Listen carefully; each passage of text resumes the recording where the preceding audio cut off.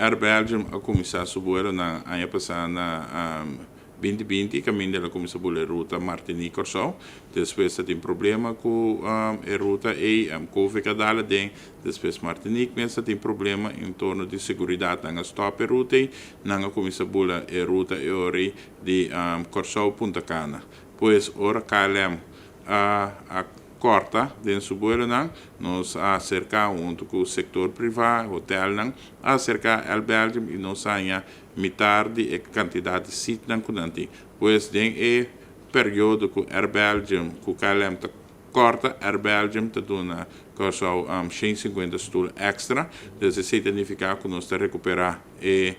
ticket de lá, anto ori nós está seguindo 13 nós ainda não corção, pero el Belgium então a reunião que bula seasonal, dus está dentro do sistema que está stop de bula na Marte, pero esse não significa nada porque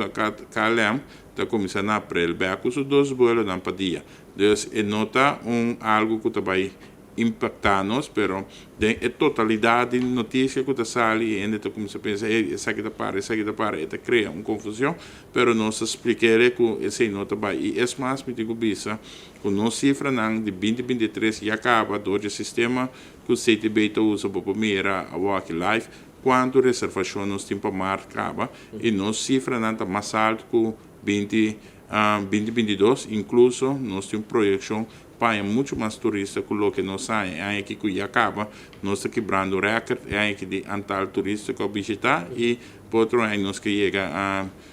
580 mil turistas, então nós está quebrando nos mesmos recordes que tu vai e me digo bisa, ora essa aqui está perform assim aqui que tu challenge na de Europa, nós por bisa que foi Canadá, nós vai ganhar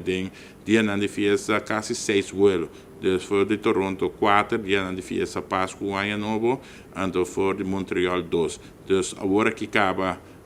Toronto está bulando com 3 vuelos, não vai increase em winter season, também está aerolinha que está bula seasonal. Dus para hora winter acaba, não vai bana quantidade de vuelo, pero de temporada na de fiesta não está sube essa aqui, esse está o mercado conta essa aqui. Pero lo cual que nós está haciendo, nós está buscando muito mais conexão com